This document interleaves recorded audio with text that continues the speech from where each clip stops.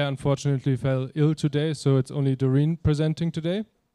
And Doreen is an expert on land governance issues, a field in which she has quite extensively researched and also published. She holds a PhD from Wageningen University in Netherlands and currently works as a facilitator for the National Land Coalition in Uganda, which is a multi-stakeholder platform with over 40 member organizations working on land and natural resource governance in Uganda. On top of all this, she's also one of the consultants at Associates Research Trust Uganda, who are currently reviewing and revising the national land policy in Uganda. And today she's going to present us some of her insights on the consequences of wealth inequality on both gender and children. So please welcome Doreen.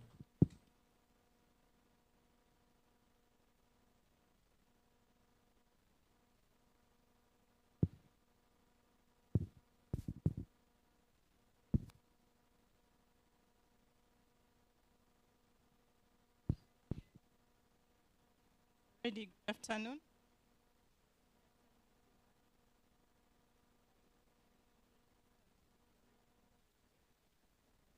National Coalition Uganda. I'm going to take you through acquaint ourselves about coalition.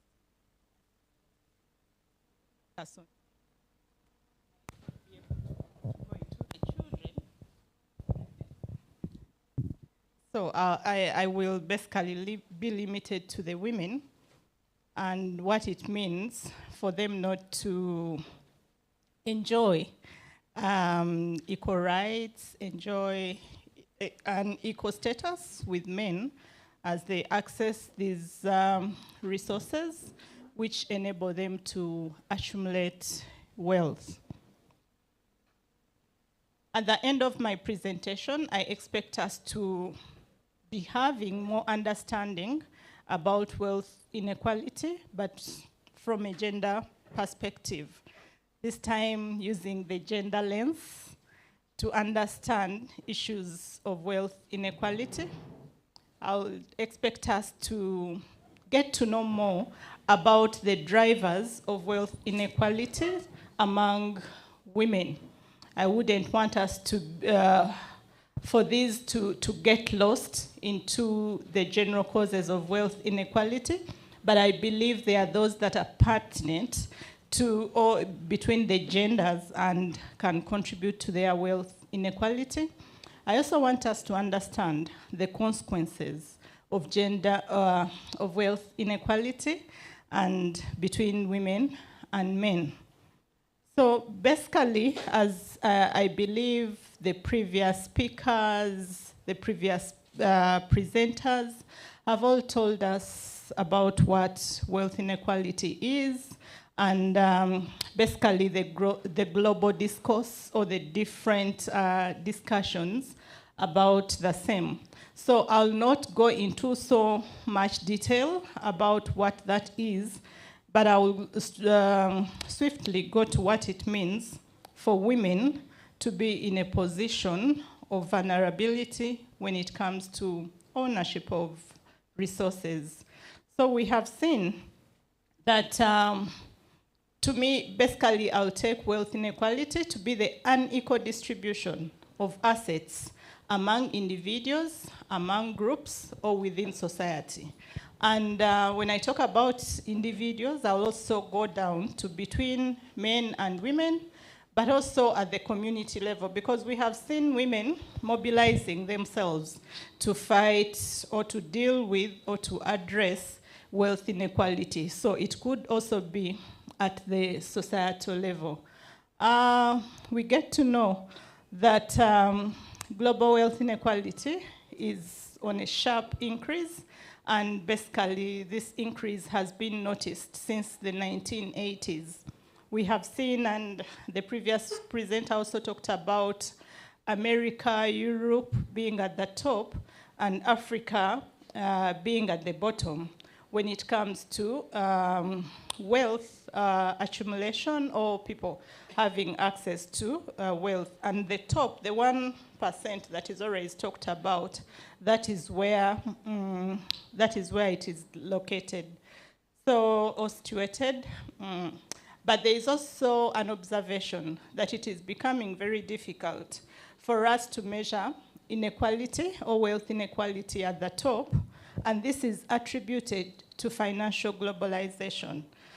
Finances moving between continents, or people being able to like transfer and utilize finances where they are not located, but to like a different destination.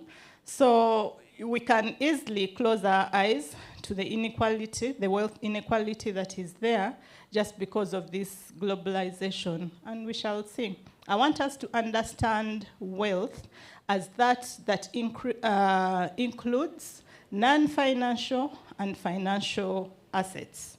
And my presentation is basically going to be about the non-financial assets, because we have seen that is where the discrimination against women starts from, or that is what the women can use to be able to accumulate wealth.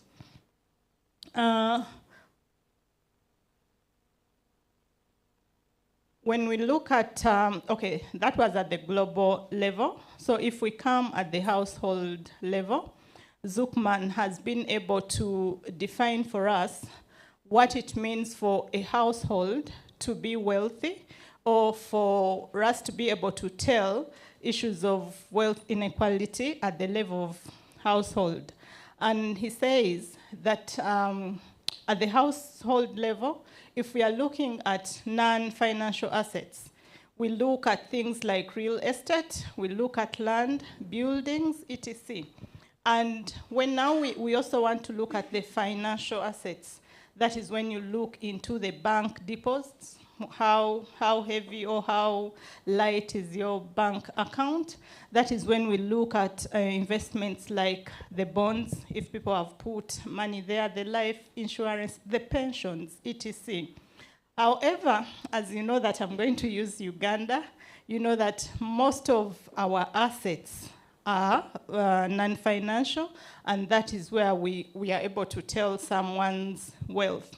You will forgive me that most of my examples are going to rotate about land, because that is a critical resource and a factor of production that I understand the most, but the one that employs majority of Ugandans, and at the same time the one that is utilized or used for people to accumulate wealth or to get themselves out of poverty.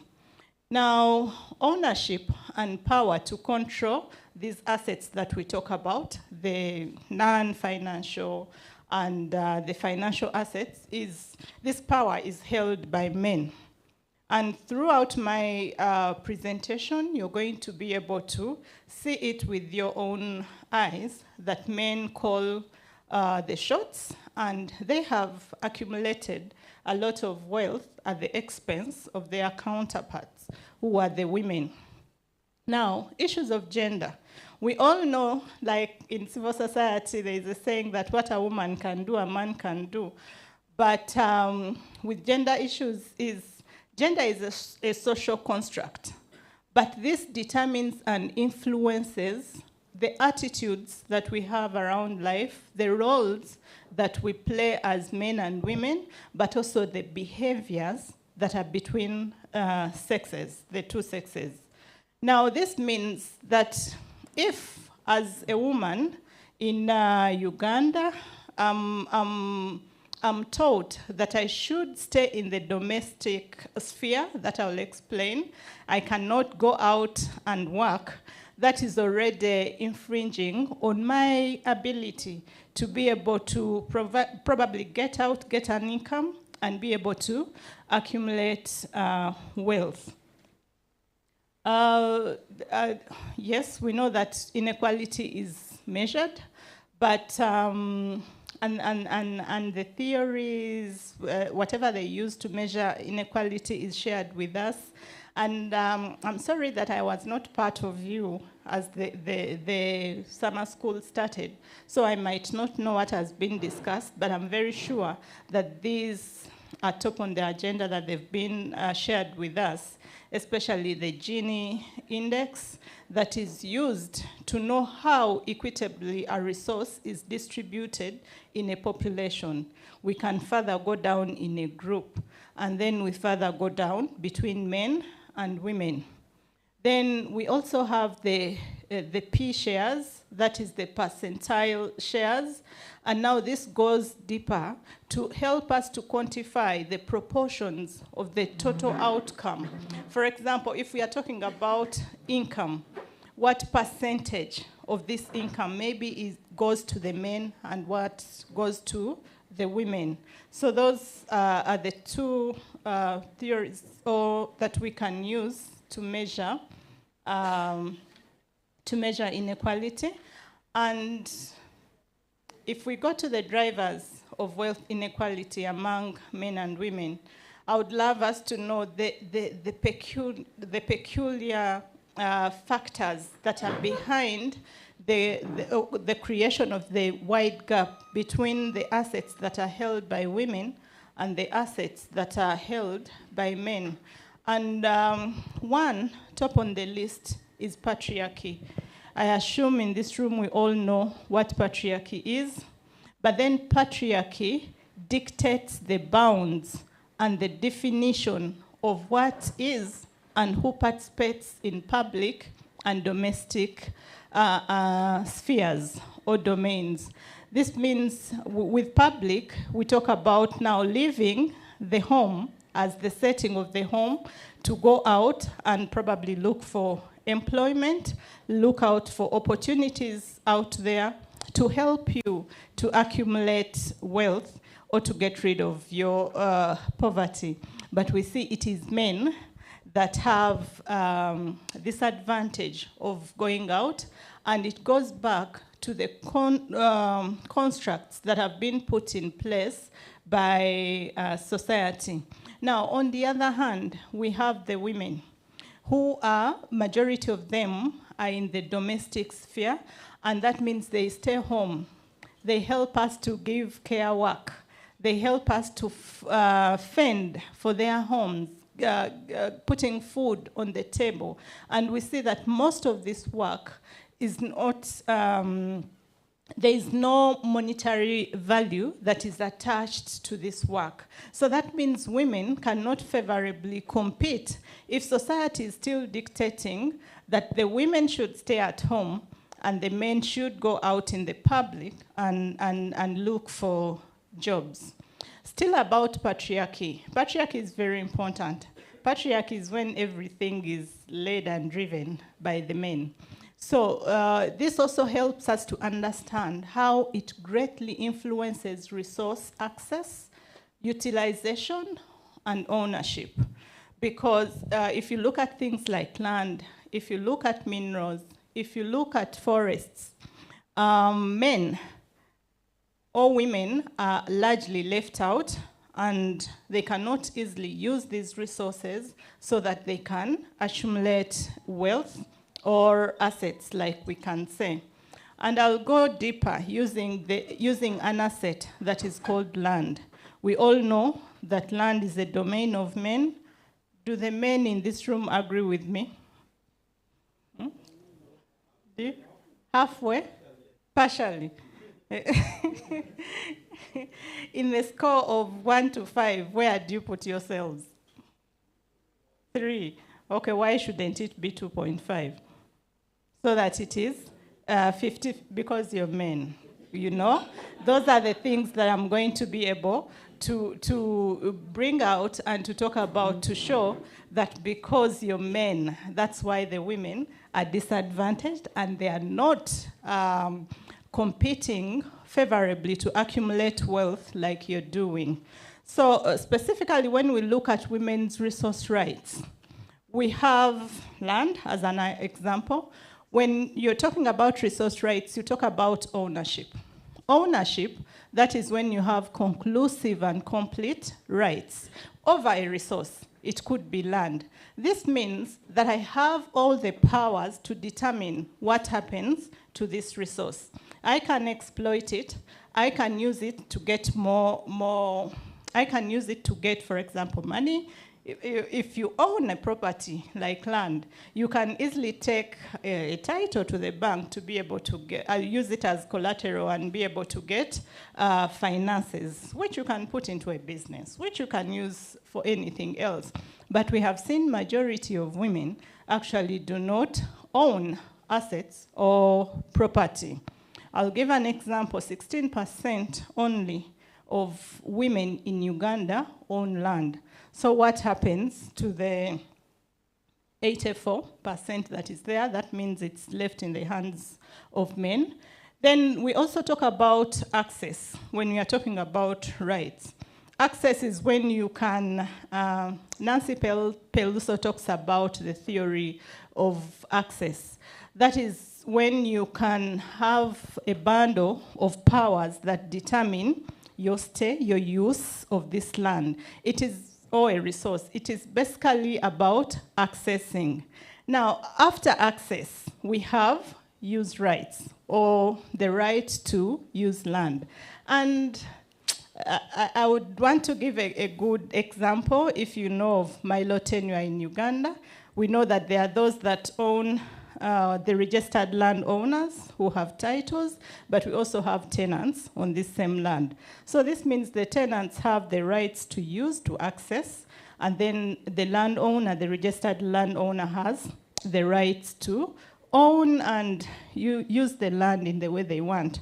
So if we look at all these rights, they are at a different level. Maybe the other one that we should also know about is the control, the power to control and also to make decisions over land. All these are rights.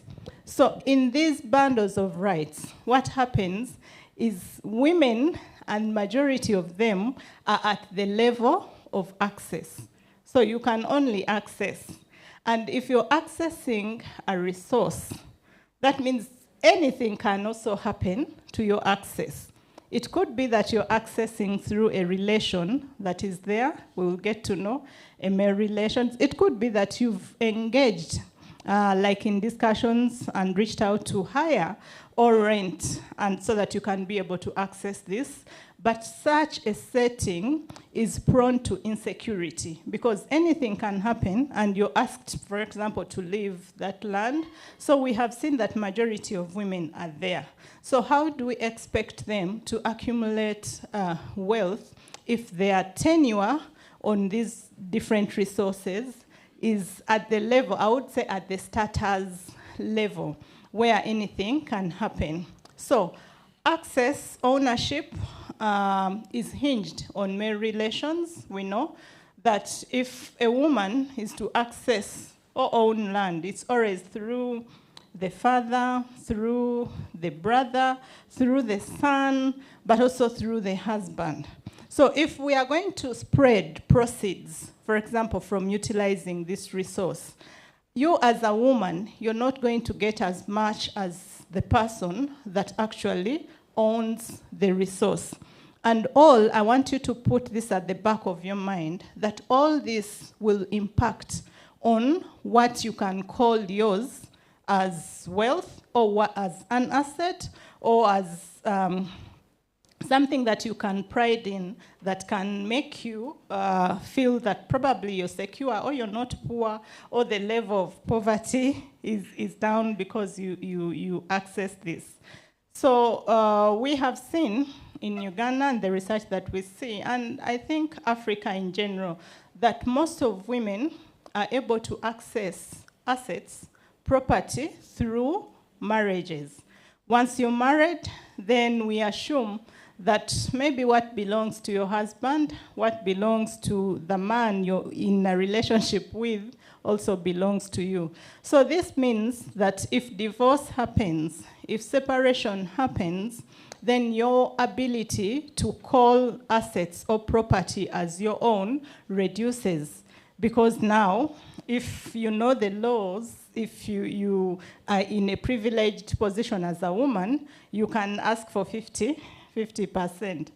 But we have also know that recently a court case has been ruled that it's no longer the romantic 50-50% that we think of, but it is based on what you bring on the table as a woman. So where does this put the rights or the security of rights to own and access property in a marriage when we have these judges that are interpreting and making such rulings?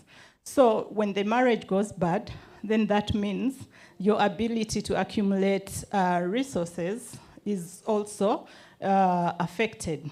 Now, another very important driver of the inequality between women and men, of wealth inequality between women and men, is the social cultural norms that we have.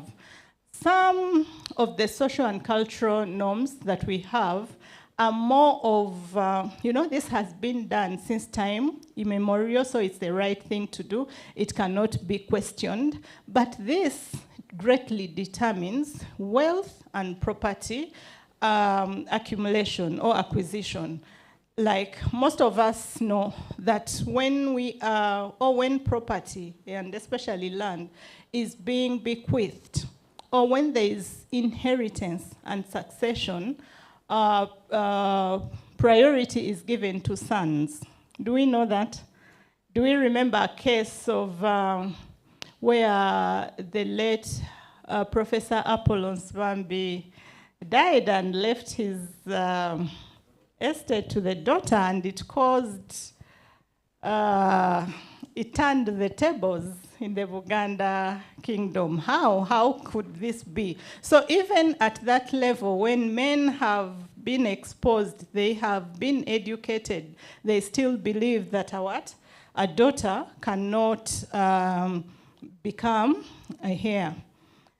And we know that inheritance is a very big source of wealth acquisition and accumulation. So all of a sudden, I might be here with nothing, but if someone dies and they leave me property, I'll leave the category of those that are impoverished to the category of those that are propertied. So that is very true. So if we address issues also of inheritance and the social norms that are directing us as a society, as a country, to leave properties and assets to both men and women, then we can close the gap that we'll later see. Now, also these social norms tend to dictate who gets to use land as collateral to access finance. But I told you in the beginning that women are at the level of access. But we have seen in the work that we do that a woman can also plant her crops, thinking that she will harvest this and be able to enjoy the proceeds, monetary or what, after she has taken to the market. But if a woman, for example, grows rice, if it comes to taking this rice, harvesting and taking the rice to the market, the man who is the owner of the land will now come in. When the woman has provided all her labor, the planning, etc., and after getting this, the man will do funny things. We are seeing that in civil society. Men are accused of marrying second wives after money has been got from the sweat of women, but just because women are accessors and not owners of land or these resources. Now, also social norms tend to dictate who gets compensation in case of infrastructure projects, extraction of minerals or exploitation of minerals. And we have seen, like, the work or the research that we conducted in Bunyoro, the oil region of Uganda. We saw that because men are the owners of the land, and that is what culture dictates, most of the compensations that were made, they were made to men. And actually, women were not taken through to even become joint account holders or owners. That means when the money came in, remember the land has been lost. by the family, but you have been compensated so that you try out elsewhere. But this money has gone to the man, who now chooses to do whatever they want with this compensation money and leaving the woman in poverty. So we have seen that, but also more, we see that the limited awareness or lack of knowledge and information creates an empowerment gap to demand for rights, but also protection of wealth, assets, or property when rights are violated. So you might be a woman, probably you have your properties, but you might not have all the knowledge, the information that is needed, and even where to go to redress if your resource rights are violated. We have seen so many of those cases. So this also widens the gap between men and women when it comes to wealth. The other one is the high level of illiteracy among women, and illiteracy makes the women vulnerable. So these women that are illiterate, I would say, and you know, when there is poverty in a household, decisions will be made to put the scarce or the limited resources into educating the boys. So even the girls are being discriminated at that level, and this also has a ripple-like action on what they are going to become or what they can be exposed to in life. So illiteracy causes vulnerability, and also it has an impact on wealth accumulation. The failure to implement laws and policies, like the saying goes, I think it's now a saying, that in Uganda we have very beautiful policies, but then the implementation becomes a problem. I can give an example that the constitution that we have, the 1995 constitution in Uganda, talks about equality of both genders. That means everything that you can have as a man, a woman can also have, because we are equal before the law. We have like the Succession Amendment Act. And in this act, when you see it is for 2022, that is when it was assented to. And it means that this act went through revision and amendment to see that it provides for inheritance of estates of deceased to both to both sons and daughters, to both females and males. Initially, it would take the heir to be only the boy. So how many women know this? Or how much of this is put into practice and implemented? Those legal frameworks that are going to help women secure their assets, but also protect it. We have like the spousal consent. And this is if property is going to be sold, or if land, in this case, is going to be sold, and this land is where a family derives its sustenance, then you're supposed to get written consent from the wife, but also from the husband. Because we have situations where the women are more powerful, and they can also be accused of maybe selling off this family property without the men seeing. But we have these legal frameworks that help us to protect our assets, but also to demand for these rights. And the thing is, how much of that is put in practice? And if it's not, it is the women that are going to suffer the most, and that is where we see that discrimination and contribution to widening this wealth inequality gap between men and women starts from. But we have also seen that the people that hold positions in these structures that are supposed to help us implement the policies and the law, they are not aware of what it means for a woman to enjoy her rights as a woman, for example, to land. Most of them think it is business as usual, and we have seen the social norms being transferred or transported by men into those structures, into those positions that are supposed to help women secure their resource rights. More, I can talk about the unfair markets that are dominated by men. And we have seen that it is also difficult for a woman who has been, now let's talk about employment. A woman has been employed, she has gotten her money, and her income levels can help her to buy, for example, land. We have seen where like women are victimized in the land market to buy land. You cannot easily buy land as a woman, but you have, for example, to write it in your brother's name, to write it in your son's name. All these, the way the land market also plays out has an impact on the accumulation of what? Of assets, but also of property by women. The limited awareness of the legal and regulatory framework that I have talked about, the first one was about implementation, that if they are there, are they being implemented? Now the second one is the limited awareness, and this has consequences on the rights holders, especially now I'm talking about the women, to demand for them to enjoy these resources as human beings. Now, limited access to justice by women has an impact on wealth creation or accumulation by women. Now, an example, a woman has become widowed. These are just live examples to make us, has become widowed, but she's not able, maybe the brother-in-law is coming in to demand that this is property that belonged to his brother, and it's high time the woman left those properties or assets.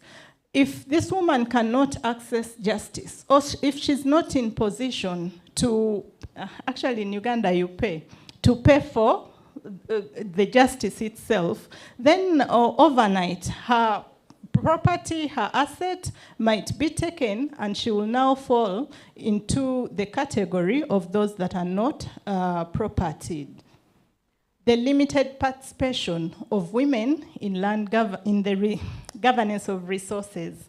And this we can see that governance involves making decisions about access, ownership, utilization, but also how these decisions are implemented and how the conflicts that come up are resolved. So we see that women are not represented or were represented at all these levels where decision is made. So how are the women going to be helped to accumulate wealth or property? Definitely it will go back to the gap that we are talking about. It is very important for us also to know the networks and the agencies that are closed to women. Women kind of mobilize and tie themselves at the level, at the village level, and they might not know what is happening at community or at the national level, just because in their localities, the agencies, the networks that are supposed to help them to demand for all these rights are closed. With employment, we can also all understand that there are huge disparities between incomes of women and incomes of men. Yet we know that these incomes are also utilized to accumulate wealth and also properties. I will later tell you that most of the drivers that we see are interlinked with consequences, because one can be a driver, but it can still be a consequence of wealth inequality between men and women. Violent conflicts, wars, we see that women bear the biggest burden when it comes to, or during the war. They are supposed to fend for the homes, they are left with the children, probably the men move out, but also at the same time you'll see that we have seen women that have mobilized themselves against these violent conflicts. Lastly, we see that when resources are meager, or that I've talked about, and priorities have to be made, it is men that take the day, but also there is the usual, I think, common knowledge that we know, that when the men accumulate wealth, or if they have big incomes, the men spend them on personal interests.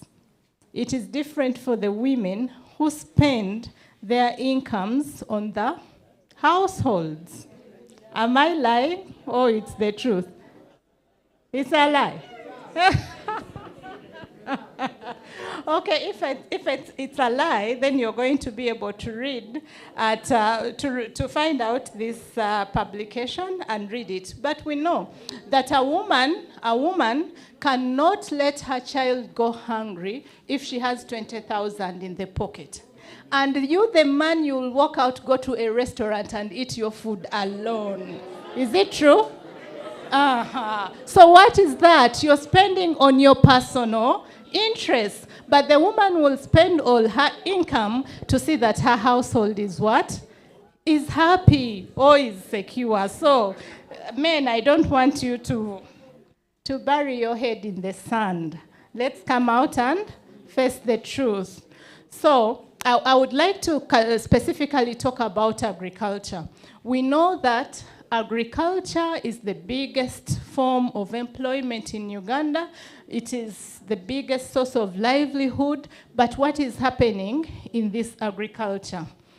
It is common knowledge that women, we are 51% of the Ugandan population. Isn't it right? We are more.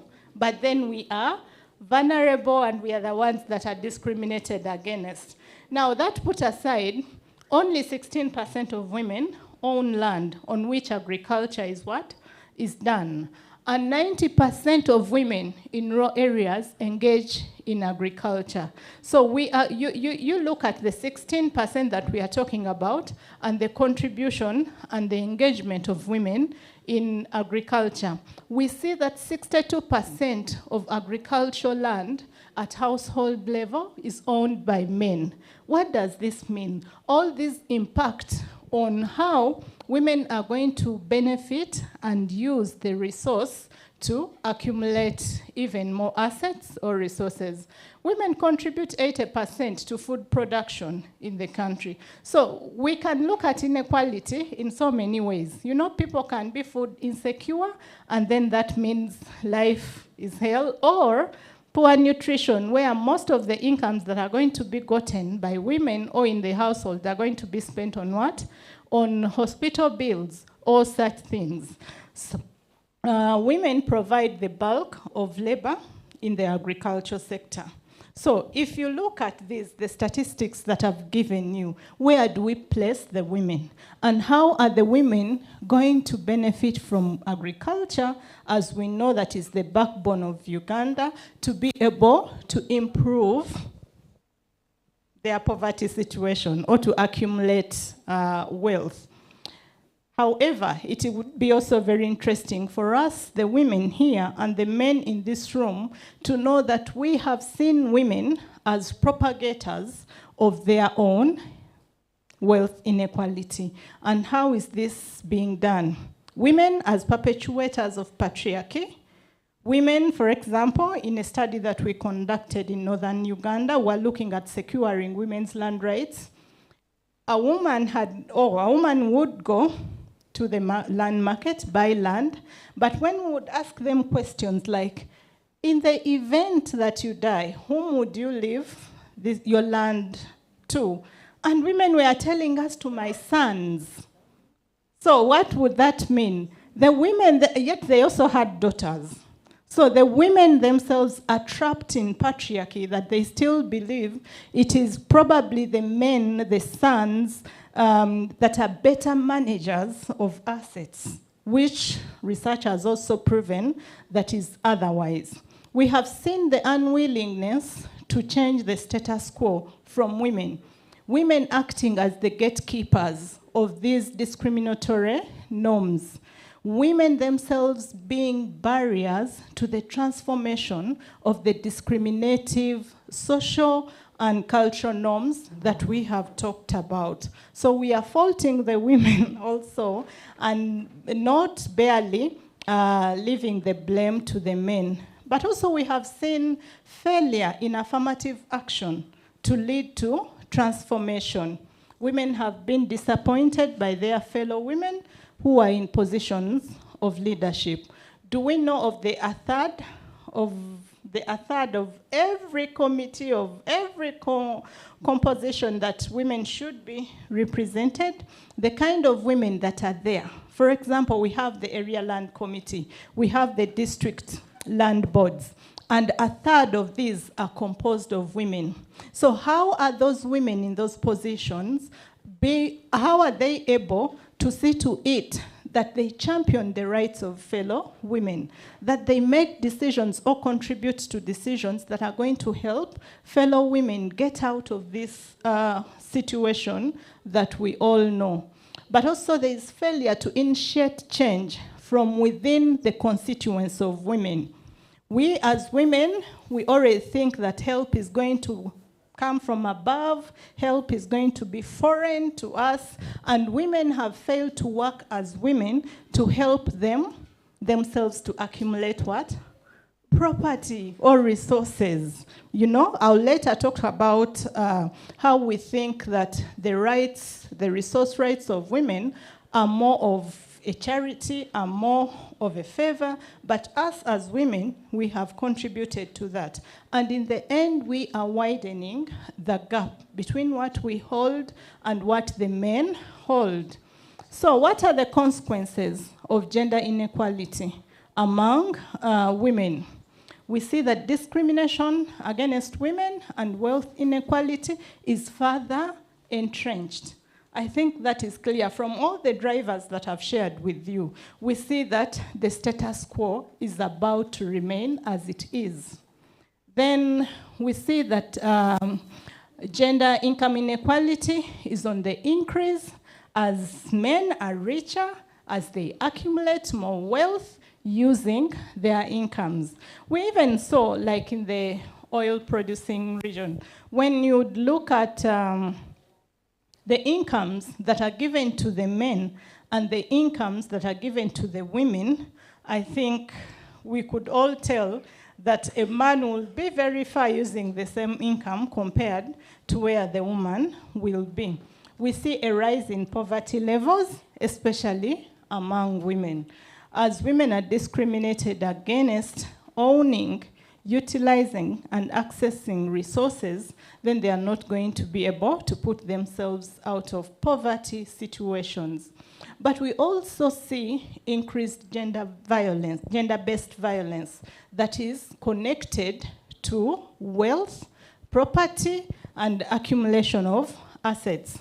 I think most of us know about the unfortunate bit, the death of Rebecca Cheptegei, and how all this is related to her property, the land that she bought as a woman. So if we go with this feeling that men feel or men think that they should be the ones to hold assets, to hold property, if a woman gets empowered, now here we see a woman who has gotten empowered through her talent of running and getting her property, and then the man feels disempowered or he no longer has control over this woman. But we also see broken homes and families. We have seen situations where men and women have accumulated resources together as a family, but when they get at this level, then the man will think this woman is no longer useful. Yes, you have said it. And she can easily be disposed of because on most of these titles, the land titles that we have, probably she's there as a witness and not a co-owner. So all these are consequences. And then we have seen loss of dignity, increase in vulnerability, but also powerlessness and hopelessness. This could be at the household level, but it is also at the community level. We have seen women committing suicides themselves, women doing to themselves things that they cannot believe just because property or asset has been taken away by the man. But If you all remember also a story on the Apa women that undressed because their land as the community was being taken away. This is a mode that they felt that they could use probably to protect or secure their land. But this is powerlessness, and this is hopelessness. But all in the end, this is the only resource that I have as a woman, and this is the only source of livelihood that I can get. So if it is taken away, then anything can be done so that they fight for the land. We have also seen increase in conflicts. Do we know about the riots, about the demonstrations that were made by women in the Niger Delta in Nigeria? This is the oil producing region. And women were like, our land is taken away. Oil is being produced.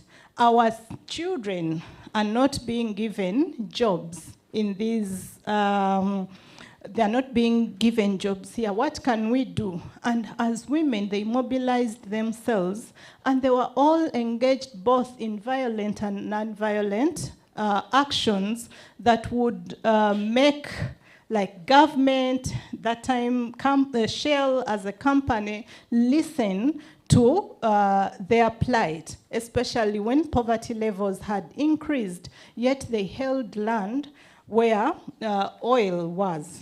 There is also the inability to engage in decision-making, especially about matters that pertain or impact on the individual or self.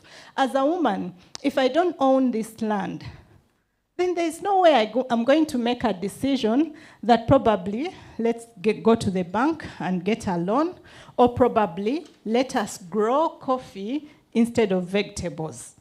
Because even coffee is taken as a perennial crop that takes long. So what if in those years the coffee is growing, the man changes his mind and he wants some other woman? So those are consequences of women not owning property and also increasing the gap that we are talking about between men and women when it comes to asset ownership. But it can go down as low as having limited access to basic needs, because most of these resources are used so that people can avail themselves basic needs. Hospital bills, food, shelter, and there's no way they are going to get these if their security, for example, on these resources is not certain. Gender imbalances, in turn, slow down economic development. So we stop looking at it as an issue between a man and woman, but as an issue that is going to impede on development, especially economic development. And studies have been done by now Professor Tamali, I think, who is retired. So we can access that information and be able to see that you curtail a woman's involvement in economic development or in these activities, then in the end, you're also curtailing economic development as a whole. Food insecurity. We are all now discussing issues of people enjoying balanced dieties or good nutrition, but we all know that food is grown on the land, especially here in Uganda, and if a woman's tenure is not secure, how is she going to grow this food to feed her family? So they might be small things, but they speak a great deal and they contribute to the inequality that we are talking about, and which later also feeds into the general wealth inequality. Then let's talk about environmental degradation. Of course, now we have the international discourses of climate change and how actions can be put in place to mitigate or adapt to climate change. And we have seen that these actions are done especially on land. if you look at the tree planting, if you look at the protection of wetlands, etc., all the things. And also it is believed, and we know, research has shown, that women are better protectors of the environment.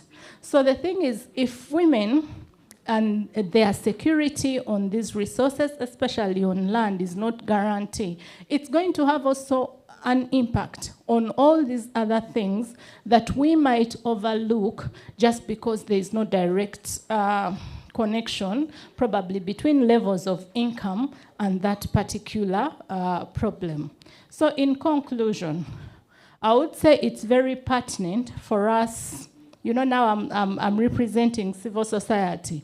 If we don't make recommendations, if we don't propose what should be done, then you feel that probably you've not nailed the issue. The thing is, we need to address, or if we need to reduce the levels of wealth inequality between men and women, we have to be intentional, and we have to have well-thought actions that should be taken or should improve resource tenure security for women. And the discussion should be around ownership. I have told you the different levels and the different rights that a woman can enjoy on a resource, and how majority of them are at the level of access, and how anything can happen that this access can be stopped. So if we secure women's resource rights, then we are going to contribute to closing this gap between men and women. But also we need to transform the discriminative social norms that are rooted in patriarchy that we all know. If we start looking at women or at girls as those that can inherit property and be able to utilize that property well, then we are going to solve so many issues of inequality. We need to close the gap between policies and the actual practice. If the Constitution says I should not be discriminated, if there is a clause in the Land Act that consent should be got from a woman or a man if we are selling family property, if indeed the Succession Amendment Act says that both a woman, both a girl and a boy can inherit property, then why isn't it put in practice? So these are the things we want to do. But also the pertinent issue of addressing women's resource issues as a right, a human right, and not as a favor or charity. Because if you can look at how government projects are implemented, it's like they're doing a favor to secure, for example, women's land rights. It's like they're doing these women a favor. So if we move away from that perspective, from that narrative, then we are going to be able to contribute to closing the gap of wealth between men and women. Thank you. Thank you.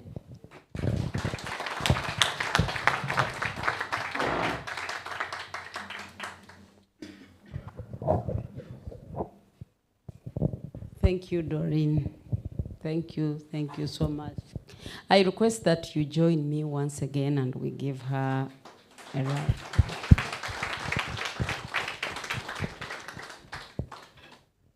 Yes, Ugandan men, you heard.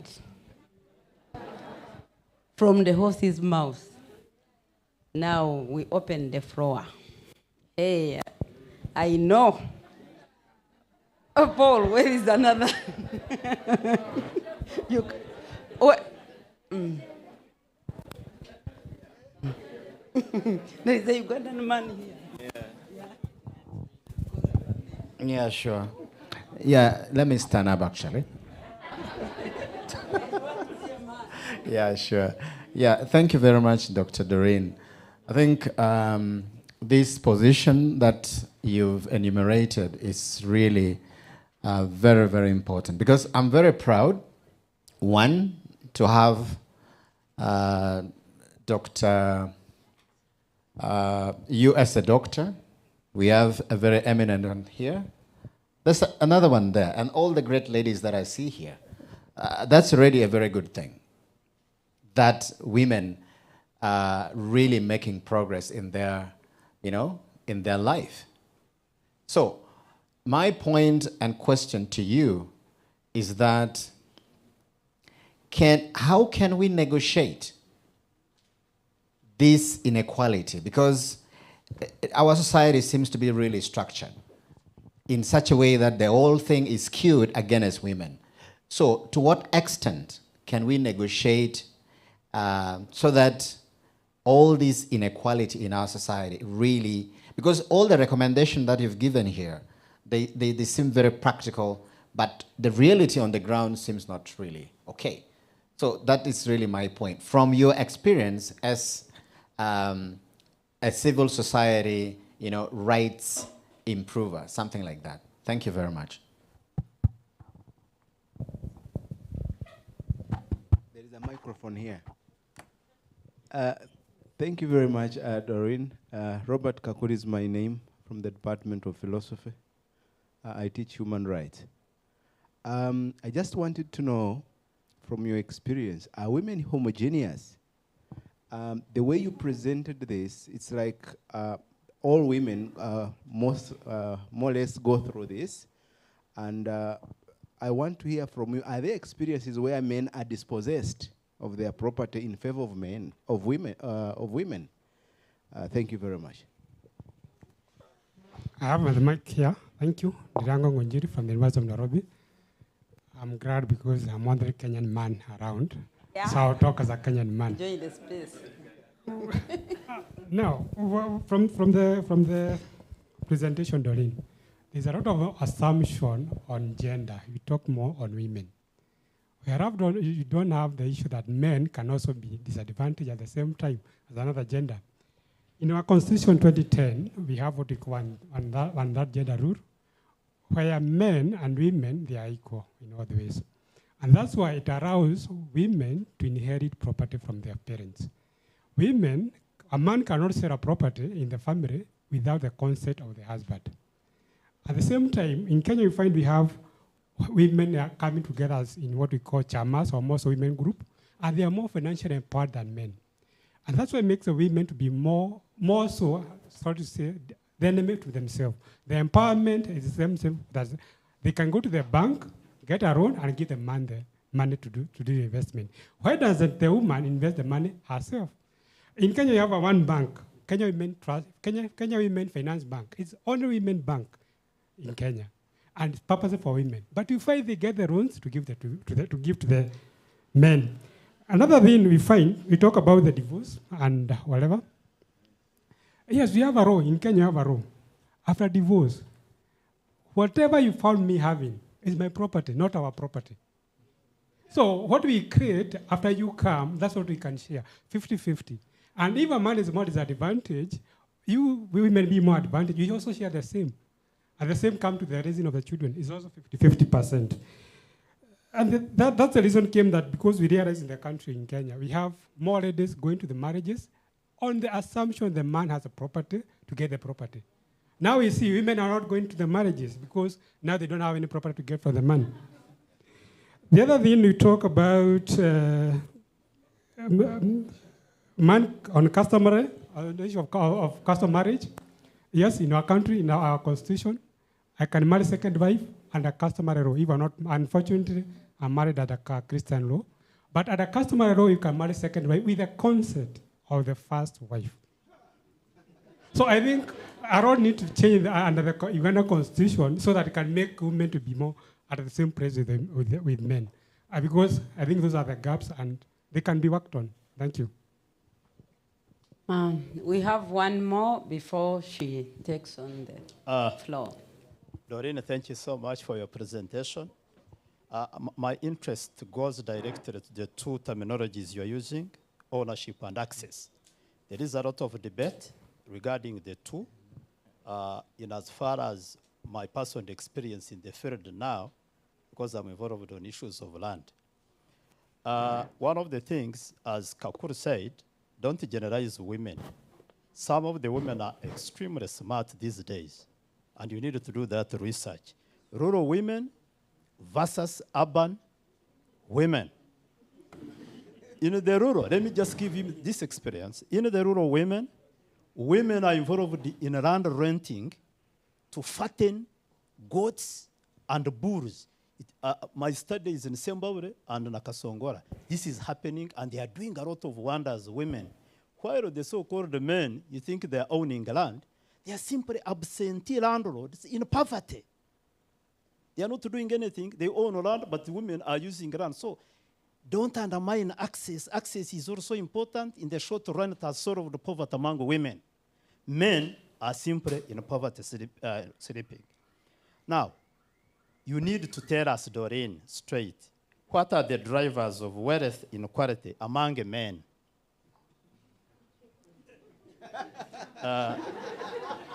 Lastly, on the social culture issue, we have seen and we have come across studies and experiences in these areas, especially where I am in the cattle corridors. Women also, some inherit the land. But surprisingly, there is a growing tendency for them to sell land where they were born, but they don't inform the husbands where they are married to, and they keep money. What is this agenda called hidden money? And it goes to the language also using her money versus our money. When men have money, it is our money. But a woman having money, it is her money. That is violence. That is specifically violence. We have seen it is violence. That language didn't change lastly. Of course, the topic on the flyer was also indicating some issues to deal with children. I didn't hear about children. Everything is cramped into women, which is not true. Thank you. Okay, maybe before, no, we are not taking on. She will first respond to those, and then we take another round. But regarding children, it was to be done by Claire Bengana from the AfriChild Center. She's just informed us that she's unwell and she'll be unable to make it. So the children aspects were not to be done by Doreen Kobusinje. It was to be Claire Bengana, and she's not with us. Doreen, you are welcome to take on, and you can see it was really a trigger, but I know you can competently answer. Thank you. How about me to say I take all the comments and stop there? Okay, no, I have to respond. About how we can negotiate this wealth inequality between men and women. I would say I can give examples. Currently, as civil society and as National Land Coalition, we are running a campaign, and this campaign is called Stand for Her Land campaign. Have we heard about it? And in this campaign, we realize that it is very pertinent to bring men on board. As you hear the title, Stand for Her Land. But initially, there had been a previous campaign that was reading In Her Names. Stand for Her Land campaign and In Her Names. Which one is more acceptable to men? Pardon? When that campaign of In Her Names collapsed, because the men were saying, where have you left us? So the thing is, also to close this gap is how are we packaging, like now the information, the projects that are being implemented towards changing social gender norms, but also are they confrontational in a way? Do they seek to displace men? Or the arguments could be around how can we both coexist and be seen as equal individuals, but not as women taking the place of men. Of course, that is going to help the women, the men, to be secure, knowing that probably if I let this woman own land, then she's not going to take over. I'll still be a man in my home. The issue is basically bringing men on board and men appreciating that if women own resources, the men can still be men. In Luganda, it would be abasajja bajja sigaza obusajja bwabwe. As in, the power in the home will not be taken away. Now, are women homogeneous? The answer is straight no. Women are different. Like how you've said, there are women in the rural areas, and it would mean totally different if the rights of that woman in the rural area is taken away or violated, the one who entirely depends on land. And it will be a different story of this woman who is in an urban place, in Kampala itself, that even if land back home is taken, I can still survive lecturing at Makerere University. So indeed, the positions are different, and when you're targeting like projects in civil society to address these issues, we are mindful of the fact that women are not homogeneous. They are all not exposed to the same opportunities. Things are different. Yes, indeed, like Frank said, access is very important. But like I presented before, that there are so many challenges that are involved around access. The access can easily be taken away. And because it is based on this relationship that is there between a man and woman, anything can happen. Like we said, the man can want another wife tomorrow and your access will be stopped as the old woman, because you're no longer important. But then the woman is getting access through the male relation that we are talking about. A lot of assumptions on gender. I would say it's not the case. I came from the perspective of presenting what is there around women's resource ownership that contribute to accumulation of assets, because we have seen the statistics. The statistics have told us the very big gap between the men and women. So before you, the men, complain, I think it would be very prudent for us to first bring the women from the level they are at to the level that you are, then we start the discussions. Wouldn't that be very fair? Okay. Then, yes, you mentioned about divorce in Kenya. I think you've basically put it that that is what is applicable in Kenya. Here in Uganda, before the court ruling, that you know of where the woman went away with only curtains. Before that court ruling, it would be assumed that with divorce, it is 50-50. But now we are starting to, I think they will put this court ruling into practice where they have to like put a value or an attachment on what the woman brings on the table. However, now discussions in civil society have already begun, and we are asking, you remember the unpaid care work that we talked about? How is that? And we do, okay, I will not say and we, maybe I don't do certain things that other women do. So the thing is, those women that basically stay at home, they do a lot.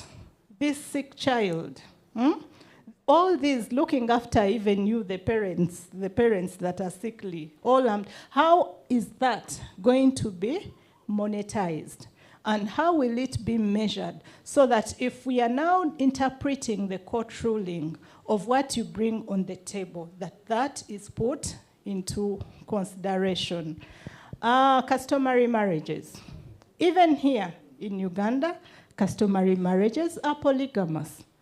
The man can marry as many as they want, and it is okay.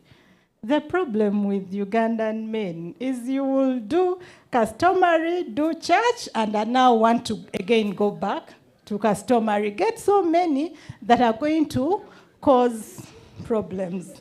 So the thing is, if you've chosen customary, let it be.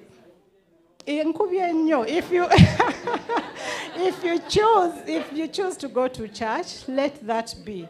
Otherwise, when and I am not saying that men die first, but in the event of death, you're going to leave us confusion, as all these people that have been attached to you through the polygamous relation, they will not know on how to share the property that is there. However, you know that the law has changed, that even those children that were initially termed as born out of wedlock are considered equal children, like those ones born in marriage. So those are other discussions there. Now, I've said access is very important, and I would say it is not very good also to hinge our discussions or our interventions on only ownership, because of we know the bundles of rights that we explain. There are so many. So why should we tie only on ownership? But we have also realized that if you have the ownership, you have complete and conclusive rights and power to make decision over this resource. You can do as you wish on the resource, and the security that is felt when you have the ownership right is totally different from that security that you enjoy if you only have use rights or access rights. What are the drivers? You want me to categorically tell you the drivers of wealth inequality among men.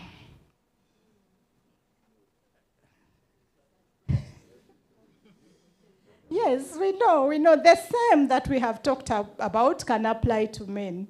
But I would say that if a man chooses to be poor, probably, let me leave this room saying you're lazy and you're not doing what you're supposed to do. Because you have all the opportunities. You have all this ground that has been leveled for you to accumulate wealth. Yes, I want to shake the table in this room about men. The thing is, yes, we know that if it comes to wealth inequality, they are, like we said, the women are not homogeneous. The same thing that the men are not homogeneous. There are those that are powerful, and there are those that are not powerful. Society will never be the same. However, if we look at men and women, the ground is better leveled for the men compared to the women. That's why I chose to look at issues of women.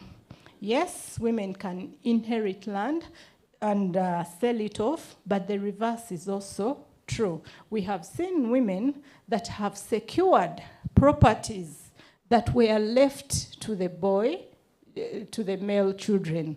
And if you have seen also in Uganda here, the practice has been that immediately a person dies and they've left their property to the boys, the first thing that you say is land is for sale. And it is always the boys or the men that. So, yes, the cases are there where women have acted contrarily, but when you look at the percentages, I think they are not for causing worry at this moment, or we shall address the issue as the numbers become big. Yes, I think I will not address some other things, but we know, yes, women have tended to feel that their money is their money, and the man's money is our money. I would seriously attribute this to the social norms that are there. If a woman knows that my stay in this marriage is not secure, you have lived with this woman for 20 years, you're not doing anything. I'm just giving examples. What will stop that woman to know that let us use your money as a family? So in the event you leave me, I'll fall back on mine. But also to massage men's egos. If a woman is bringing all her money and putting it on the table. Even you men are scared of powerful or empowered women. So why don't I help you to massage your ego, and then I keep the rest here. Thank you.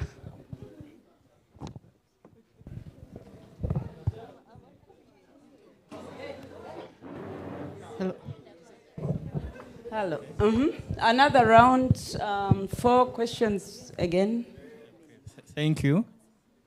Thank you. I'm Katumba Samson, PhD candidate, political science, Makerere University. Now, on the issue of wealth and women inequalities, for me, I would like to have a broader view of women inequality in relation to resources, that there are some women, there is a new trend whereby there are some women who exploit fellow women. For example, women, it's normal women who manage like circles, and there are times when you find that those managers, they what? They run away with the funds after the savings. And then I've also observed another scenario whereby a woman had a mother, and when the mother passed on, this lady decided she sold off the property and decided to run away. And she only what?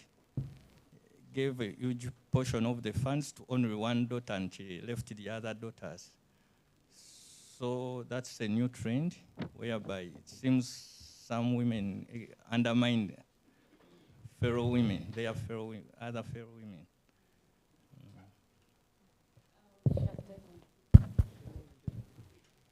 Okay, thanks for your interesting presentation and for your, I think, important work.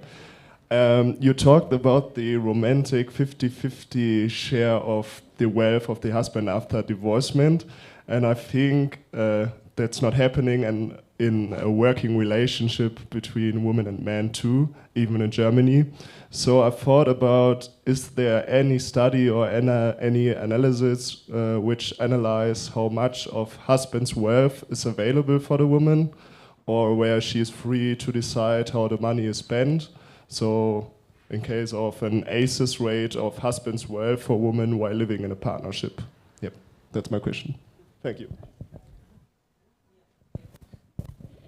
Yeah, for me as well, thank you for this interesting lecture and all those insights as well into civil society movements, which I think is really interesting and important to change something, I guess.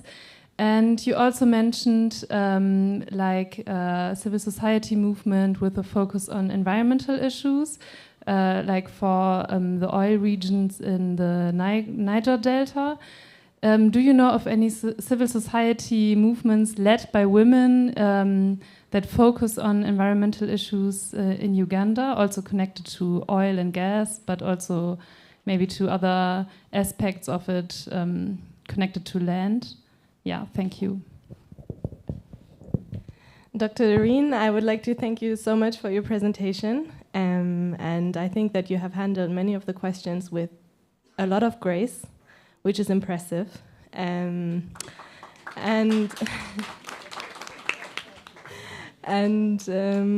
I think I don't have so much of a question, maybe a little one at the end, but I also wanted to say that it is interesting, amusing to see that the men here react the exact same way like back home when you call them out. Yeah. And I would like to encourage the men in the room to think about structural issues, because yes, there are women who do wrong things, there are men who experience injustice, there is no doubt about this, I think. But women experience injustice on a structural level, and I think that is the difference, and I think that is what we're trying to discuss here. So yeah, maybe my small question towards the end, I would just like to ask if you have any further suggestions of how we women can continue to support each other. Thank you.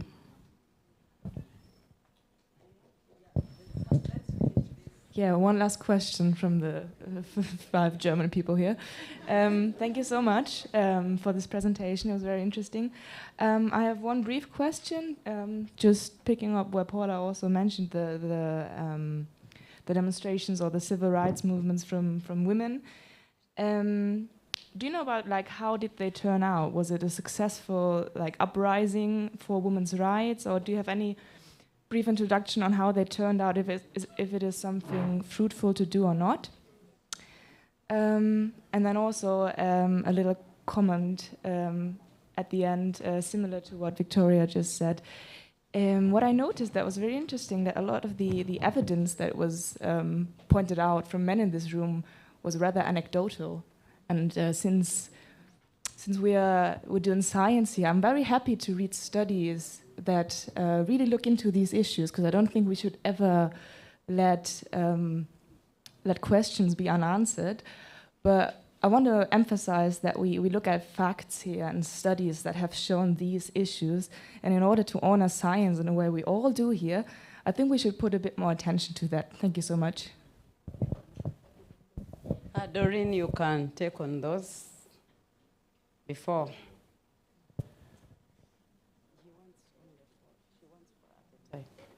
Before we talk on another round. Thank you.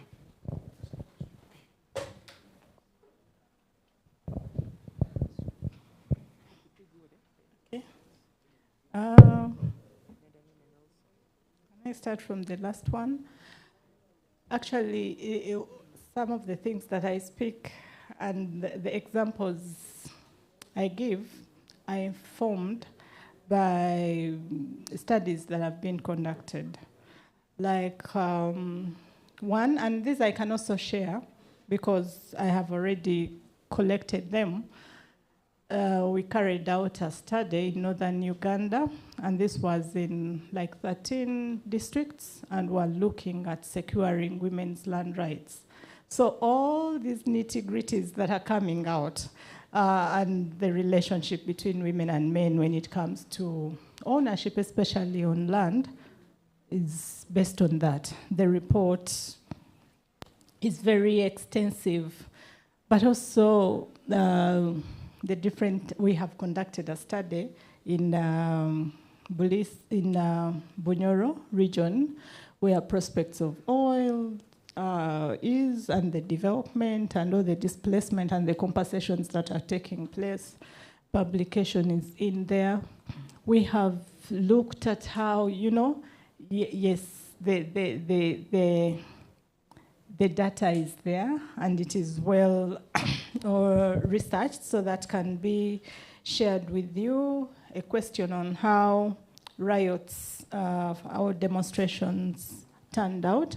I think I can interest you to read about the riots in the Niger Delta in Nigeria. The women were successful, and actually they were able to get, or their demands were responded to compared to what the men had done before, because they bring the face of like gender, the face of women to these demonstrations or to the different violation, and they were demonstrating on so many issues. First of all, how the sons of the soil were not getting employed in those companies, but also how they had lost their land and they were not benefiting from the oil exploitation or drilling of the oil. And they were also demonstrating against how the environment or their land was being degraded as a result of extraction of the oil and all that, and the consequences that all this had on women, and they were successful. This is a topic and an example that has been extensively researched and written on. Even when you just Google, you'll get so many of these responses. So I would say they are successful. And maybe one demonstration, I've talked about how women undressed in some part of Uganda, because their land was being taken away. And as we speak right now, the women are still, though the conflict has not been fully resolved, but the women put up this effort to see that, I would say by now probably the land would have been taken, but the mere fact that it has taken over 12 years and the communities are still on the land, though they are fighting, is that these demonstrations to a big extent have been successful, or they have helped to achieve the objectives that are set out to. Further suggestions on how women can be supported, can be helped to support each other. In this campaign, the Stand for Her Land campaign, I can give it as an example that is being implemented. We are trying to improve on the agency of women to see that they can mobilize themselves. And what are we doing? The campaign is a national campaign, but the way activities are implemented and decisions are made, they are not made from Kampala. It is the grassroots. We call them the grassroots women that even contributed to formulating and developing the strategy of the campaign, so that the issues that affect them as rural women, the issues that affect, will get into the strategy and they will be able to own it. The thing is, if women are being helped, I would say from above, or decisions are made above, and then this project is about getting implemented and it's done, there will be no cohesion.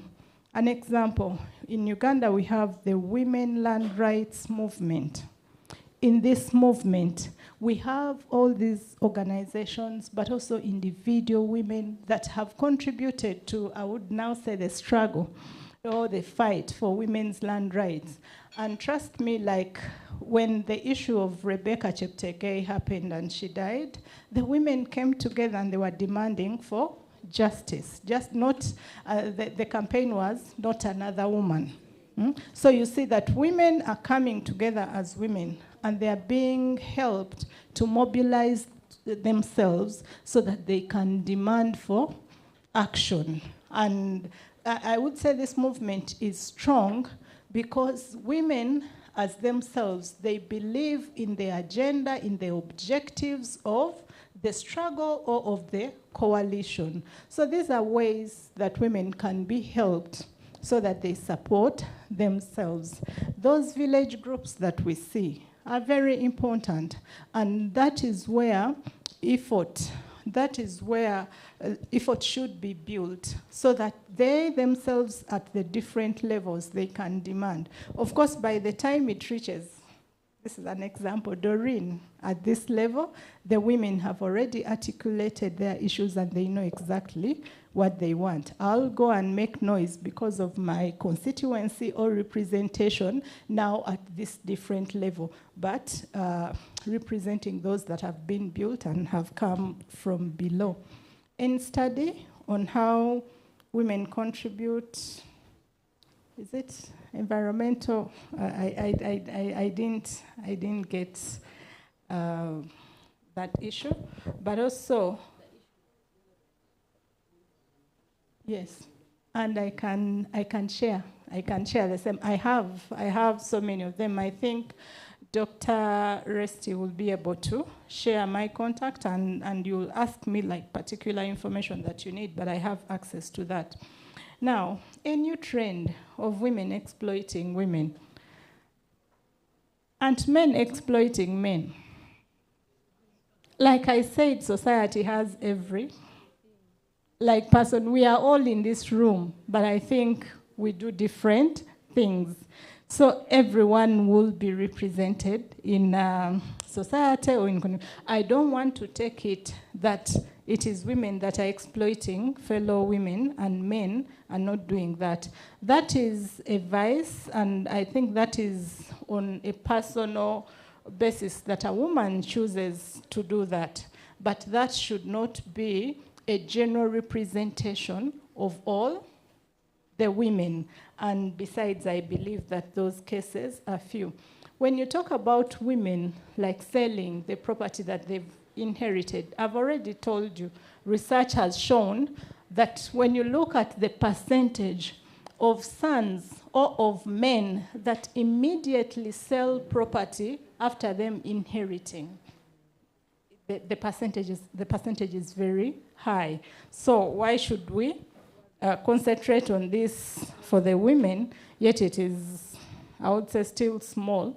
The issue is both men and women will have these vices and they will interpret and do different things, especially when they are charged with ownership or access or utilization of resources in the bid to get themselves out of poverty.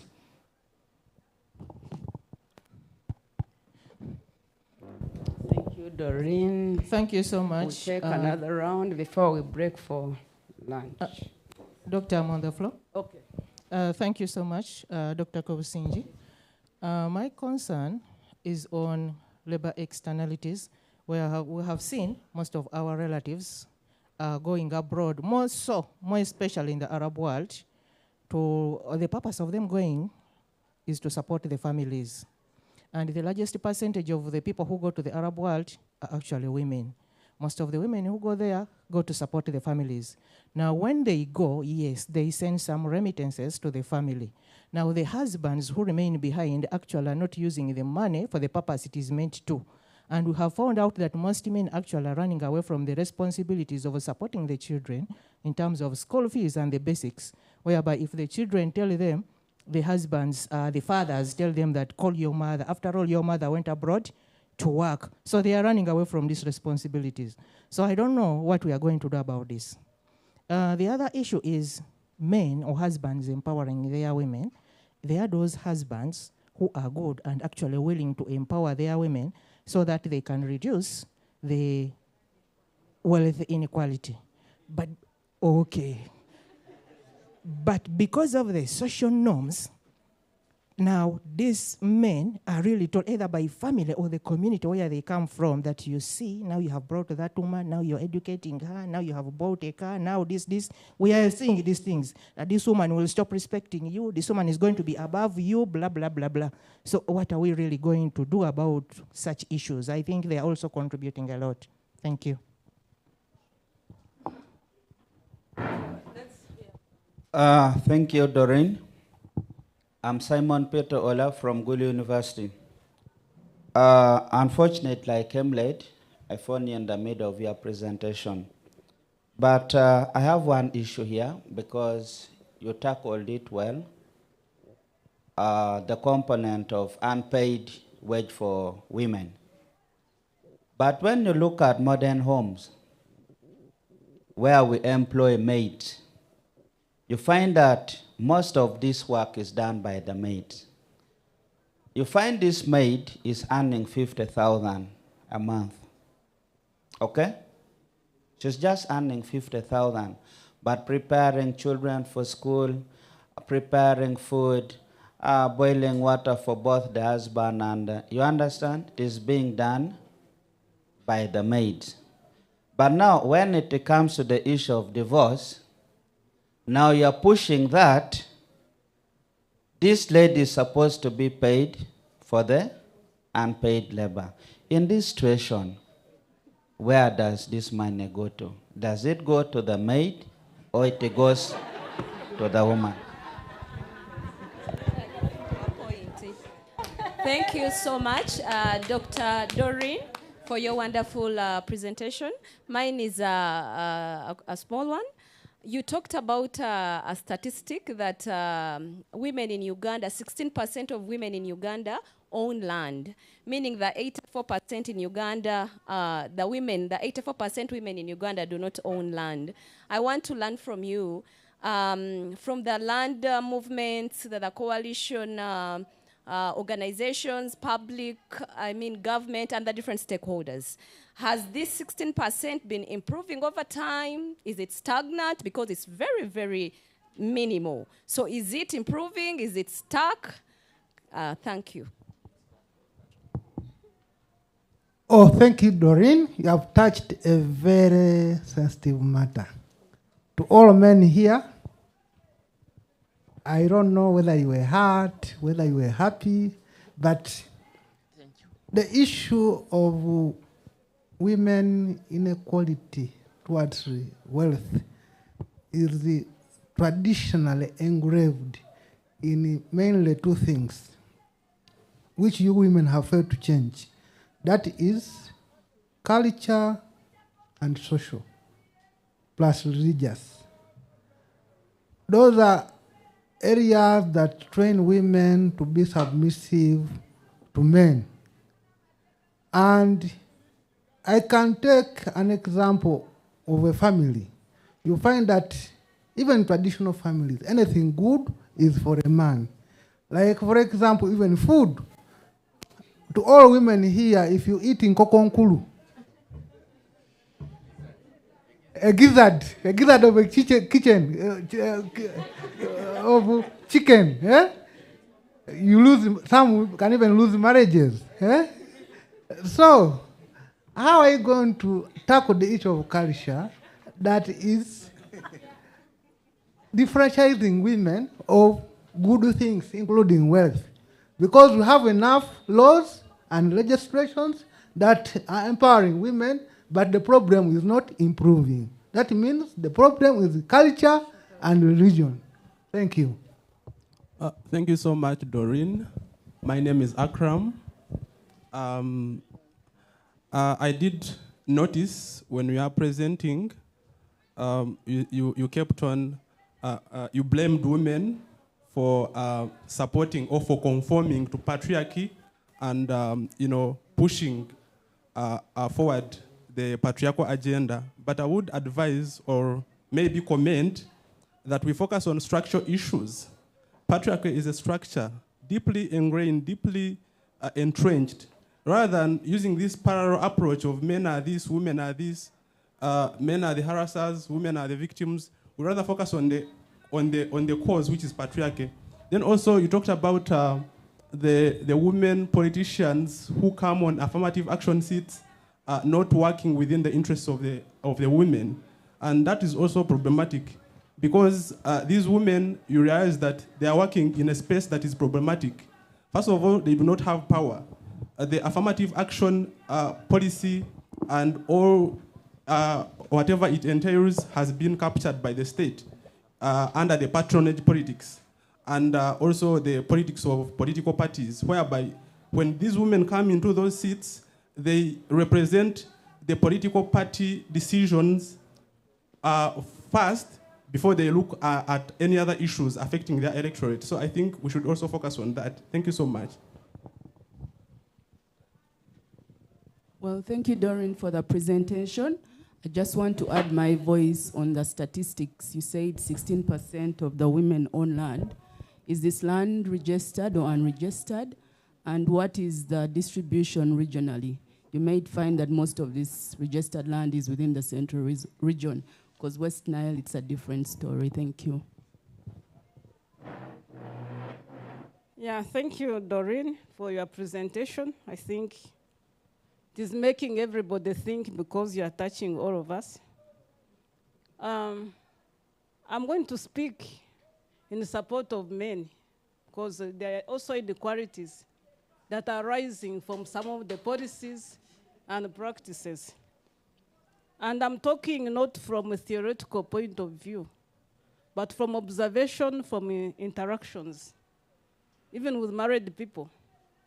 You know, we are struggling for gender equality, but now I'm also thinking there is some kind of inequality that is being exacerbated by the policies and the strategies. In Uganda here, we have been able to embrace most of the gender equality policies. I think globally, our government is trying from both economic and political spheres. The affirmative action policies are working, and although we still have some inequalities and some kinds of oppressions on the side of the women, but I think relatively on the African continent, we can say we are moving forward. However, the observations, men are becoming more docile. A number of parents are concentrating on their boy children. I've been teaching for over 10 years at the university. But even you are realizing that most of the best candidates in the class are girls. Boys are the last ones to submit assignments.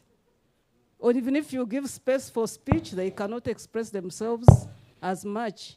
But if you go to the family level, it is women who are now taking care of the households. Even those who are working do not feel responsible.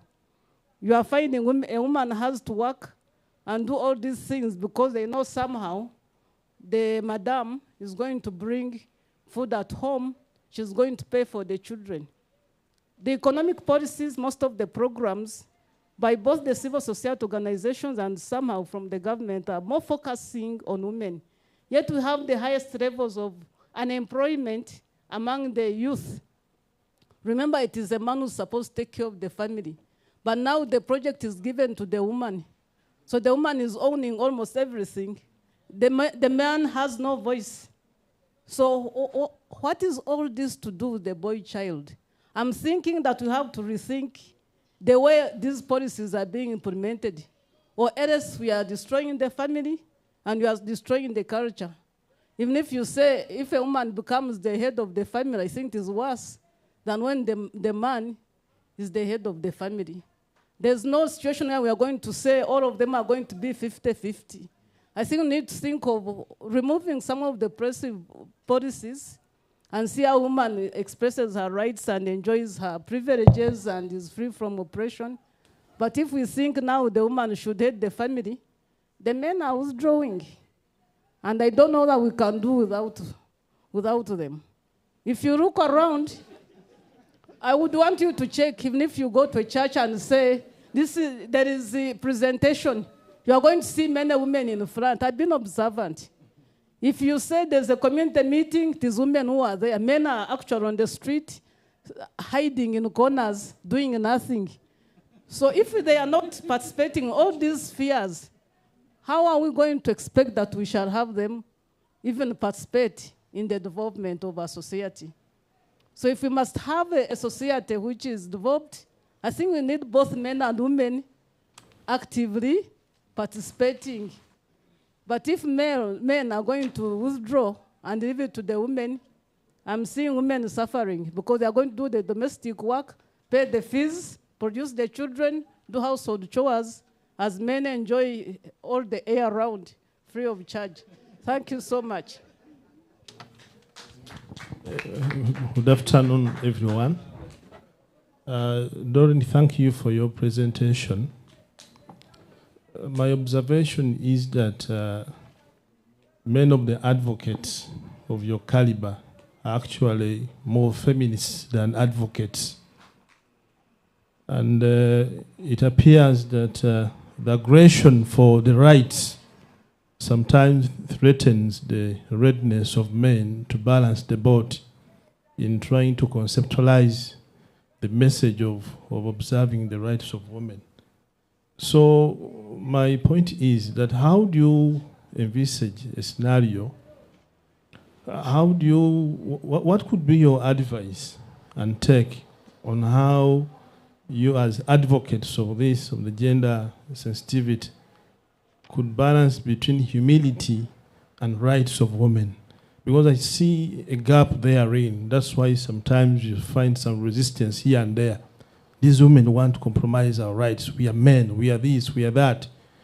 So you're educated, you have money, you have land, you have this, you have that. And in a way, the man seeing you as a problem. So how do you balance between being somebody of humility and also one that has really to enjoy your rights as a lady? Thank you. Thank you, Dr. Doreen, for that presentation. It is actually very much touching to both men and women. Actually, as you were presenting, I was asking myself so many questions, and one of them was that what makes women more vulnerable than men, like you were presenting? Where do the men get all that power that makes women become weaklings in every development? So those are questions that maybe we can ask ourselves so that in the future we can have more research to establish exactly what could be the problem. Maybe we are not addressing the real problems, we are just massaging about what could be, maybe we are looking at the processes, but not looking at the real problems that are causing all these challenges, leading to gender inequality and income inequality as well. But like my brother has communicated, maybe I would also want to add something little, that I think changing the mindset of both men and women begins with us at the household level.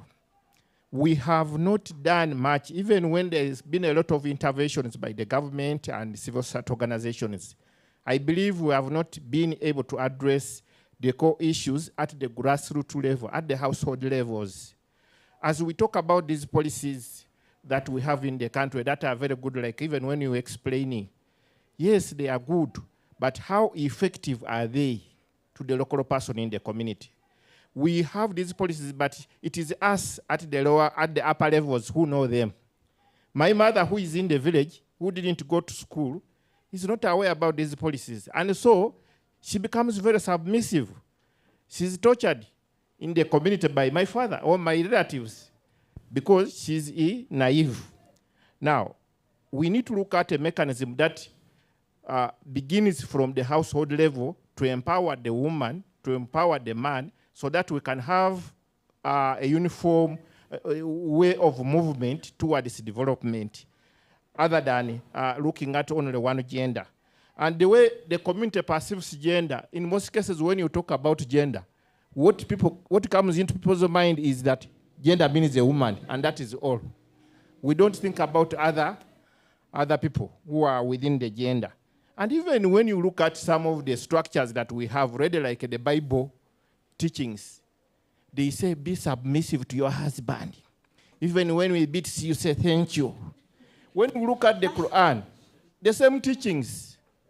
So, how have we been able, as civil society organizations, as the government of Uganda, to being able to engage such stakeholders so that they can, as they are preaching to the subjects, they can tap on some of those things and bring out the keynote information that is needed to change our mindset, to make sure that we move at the same level to promote gender equality other than gender inequality, income equality other than equity other than income inequality. So I would want us to, you maybe to update us if there is anything that, since you sit at that level where you participate in decision planning, policy formulation, how far have you been able to engage such key stakeholders to make sure that we get a contribution from that sector and have a collective and holistic way of supporting the Ugandans? But maybe to reiterate on what you said about that in Uganda, our men, the men of Uganda, when they get money from the proceeds of maybe the farming, we are interested in bringing another woman. What I want to say is that Ugandan men are very generous with their love. They want to share that love with them.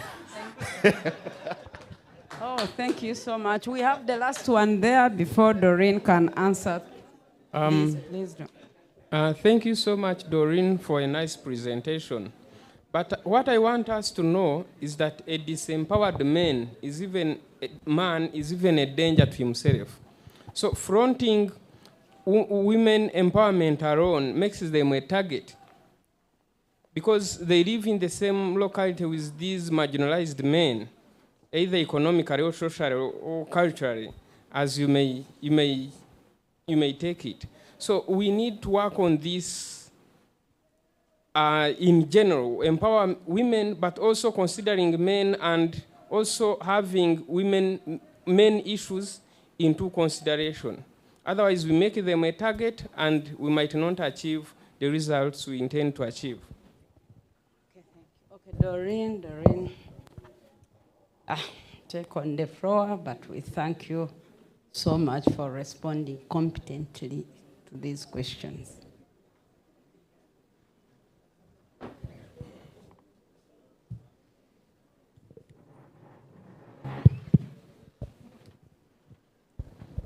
Generosity is causing problems. It's causing problems for you and also for the women. So I think it's high time you checked the generosity.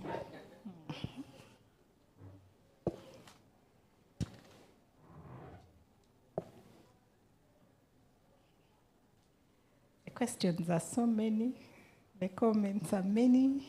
I think I'll pick out a few. I think the first comment came from a lady who talked about the labor externalities, where we are seeing the export of labor, especially from Uganda, to unskilled labor at that, from Uganda, mostly to the Arab world, and it's only the women that are going. This is a true observation, but from my take as Doreen and what I've seen elsewhere is we need sensitization so that these women who go to fend for their families abroad stop operating on trust, because trust has failed them. What would it take to sensitize this woman to put her money on an account that she can manage? She can as well come back after the 2 years and buy her own land and accumulate her own assets. So I think this is a gap in sensitization. But we can also not default the women, because when family love is involved, and this rotates around trust, but we have seen most of them kill themselves or kill the men that have misused the money that they have remitted back while they are away from Uganda. Now, social norms and men's fears. Men fear that the status quo is going to change. The question would be that I leave to this room is, what is the cost-benefit analysis of having these discriminatory social norms? And I want us to also calm down the fears of men, that what we are talking about is not changing culture, is not changing everything. Let us maintain and keep that good part of culture and address the discriminatory social norms. An example is, before I did my research in northern Uganda among the Acholi, and I found out that it was a practice for homes to set aside land that is for the girls.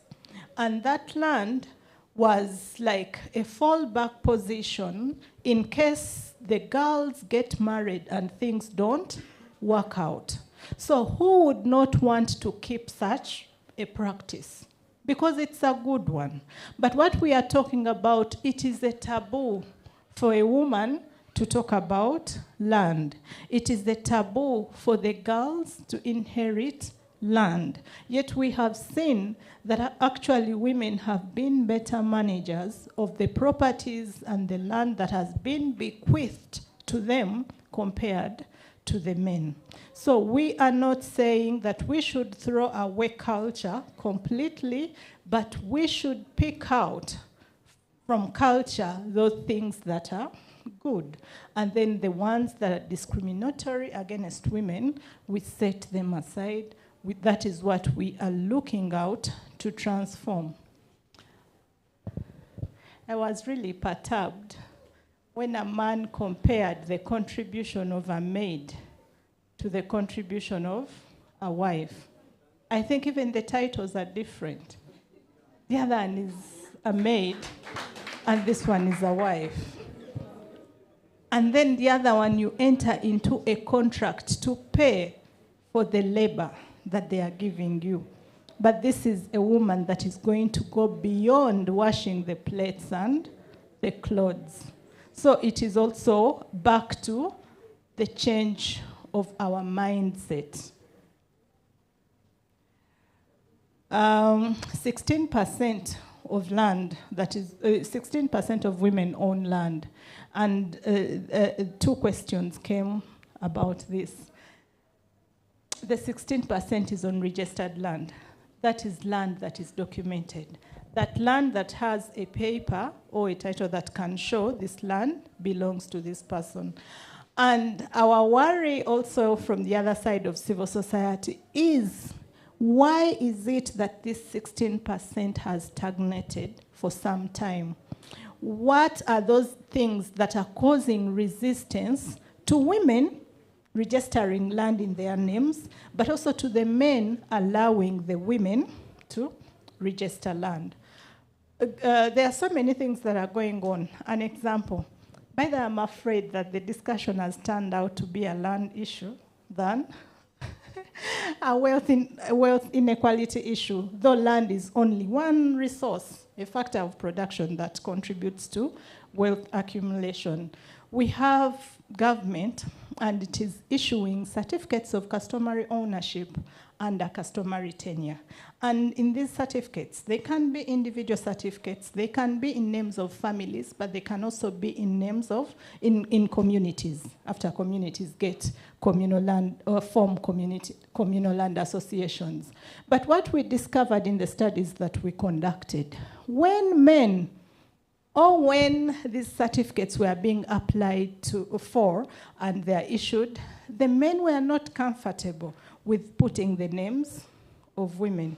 So we saw so many certificates of customary ownership issued out, but in the names of men. And the question was, why is it the case? Is it an issue of sensitization? Is it an issue that is a threat and it's changing the status quo and men are scared? But in certain cases, we were told by men that indeed even us women are not owners of this land. The land is clan land.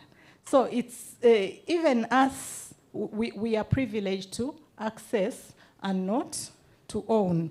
So one man would represent their household, etc. But I've said that even the certificates of customary ownership would be issued on individual land. And in that case, we had a woman and man probably married. And also in that case, women were left out. So what could explain that? Is it the contribution that we talk about towards this land that is brought on the table by men? Is it that the men are scared? Or is it that even like the area land committees that help in the process of issuing these certificates are not sensitizing people enough that indeed women's names can also be recorded and registered on these documents? So there are so many things to question, but we hope that with the issuance of certificates of customary ownership, where land in Uganda, 80% of it is owned under customary, probably the number of women that own land will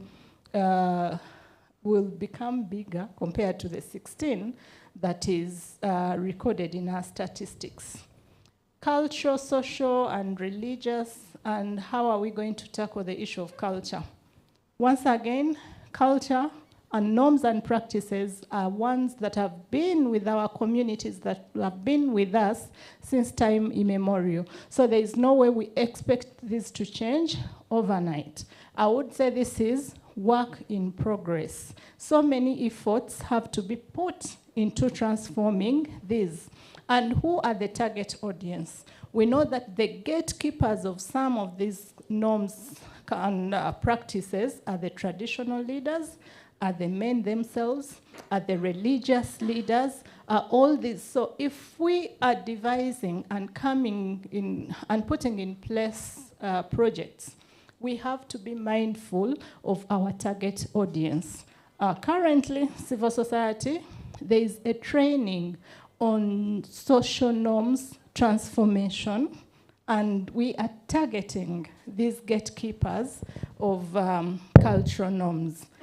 So patriarchy is structure. Yes, I agree with you, but then we are not going to close our eyes on the location and on where this patriarchy is played out.